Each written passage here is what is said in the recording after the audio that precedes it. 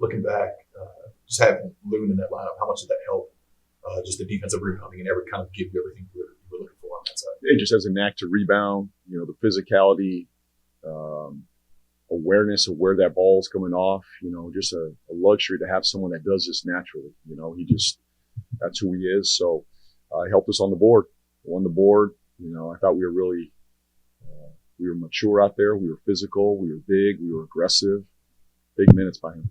What did you think? Just kind of looking back at the last month as a whole, what did you think that you guys think the biggest jump, just kind of like the month of December?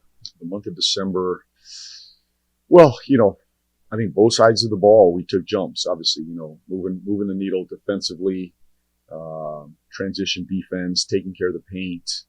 Obviously, we've had our, the stretch of wins, we were much better, and then, we hit a little lull there, but I think we moved the needle defensively, more physicality. I'd say more of a mentality of a physical, aggressive team, a competitive team. Offensively, we've moved this thing significantly as far as pace and moving the ball and sharing it and playing in the full court, dominating the paint, winning the paint, keeping our turnovers down. Those are good things as well. And then the fourth quarter, we've had highs and lows. We're a work in progress, closing out games, fourth quarter time. We've had some success and we've had some misery too.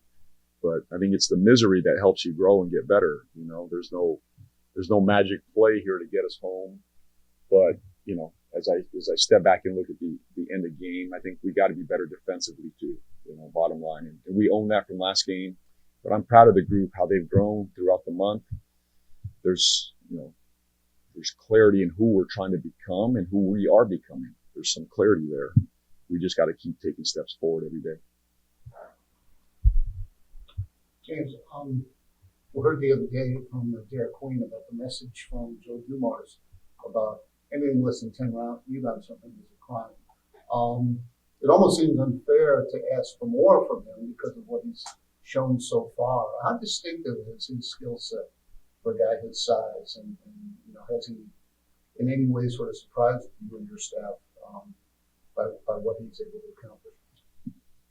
Well, rebounding is one of those things that's pretty transferable from the college game to the NBA game. I think that's something that we saw and they saw out of college that they thought would translate. I think that's been there, So I think we should ask for more.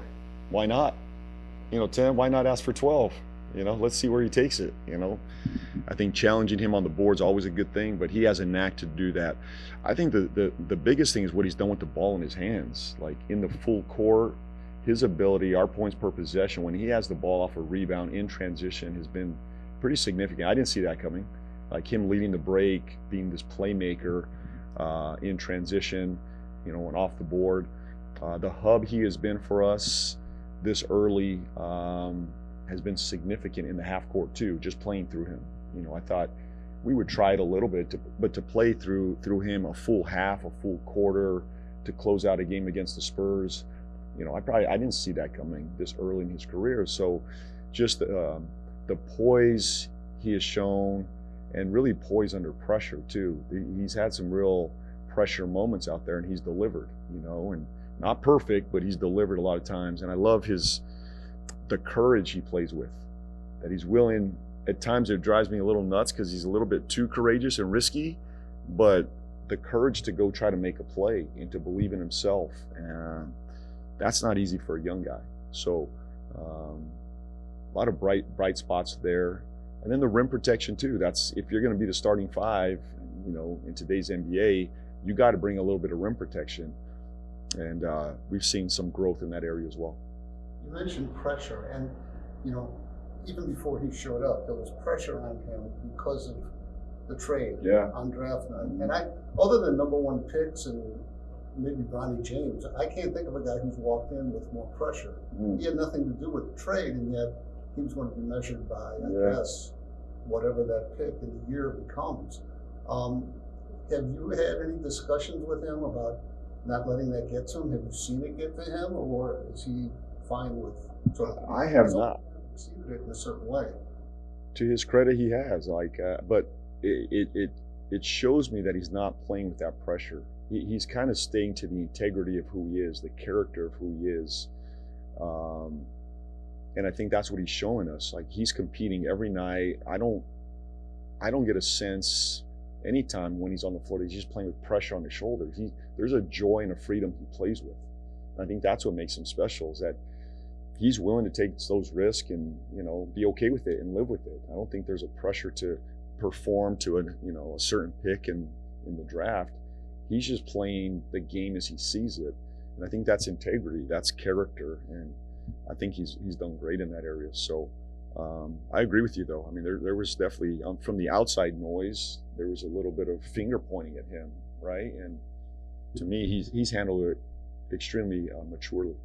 Last one for me, just because I write the rookie rankings for our site, and I talked with Jeremiah earlier, and I know you wanted to lean on his speed, to sort of push the pace, and just in terms of his overall point guard game. How much is that developing? Are there certain areas that he's working on, or you have him working on, in terms of making the other guys? Sure, he has something that you can't teach, which is speed and the ability to get downhill. That's elite right now. You could put him in a category with the top 10 guards that do this right now. He doesn't need a pick and roll. He can get at will to the paint when he wants. Then it's about decision making, right? I get down there, now what? And I think at times throughout, for young guys, most of their career, they've been able to go finish in that area against maybe a smaller, less athletic player. In the NBA, it's a different animal, So just having that discernment and poise and decision making to make the right play at the rim when he gets down there, and that's where we're growing with him.